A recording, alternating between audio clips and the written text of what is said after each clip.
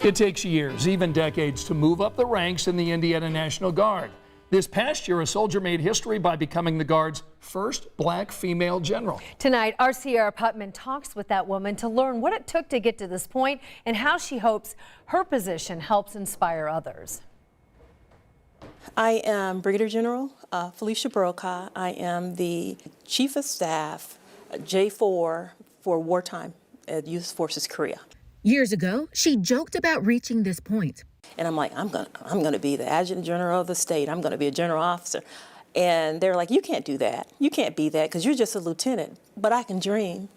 I can want. After 3 decades of service, her dream became reality in September. Brigadier General Felicia Brokaw spent most of her career as a logistician, making sure soldiers got the supplies they needed. General Brokaw was also named commander of Camp Atterbury and earned the Bronze Star, a journey possible because of the black people who fought for America even before it was a sovereign nation. Many times have not been recognized, but they have participated. Like the ancestors of the past, her journey wasn't easy. General Brokaw considered leaving the Army, but if all the good people get out, then who's left to make a difference? She says the military recruits women and people of color, but not enough stay and make it into leadership roles.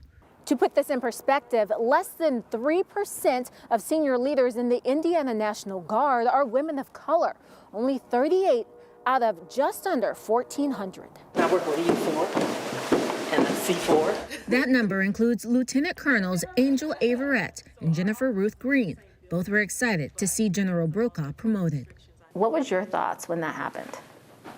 Yay! I was excited.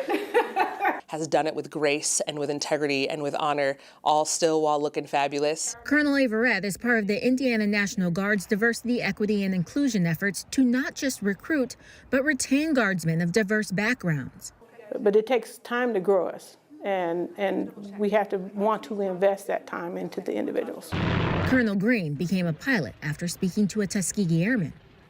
And then he just looked at me in my face and he just said, if you don't stand on our shoulders, who will?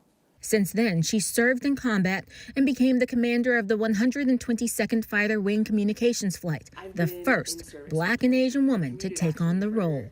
General Brokaw hopes future soldiers and airmen see themselves when they hear these stories. If I can hold the path, hold the door, I just need somebody to stay in long enough to replace me.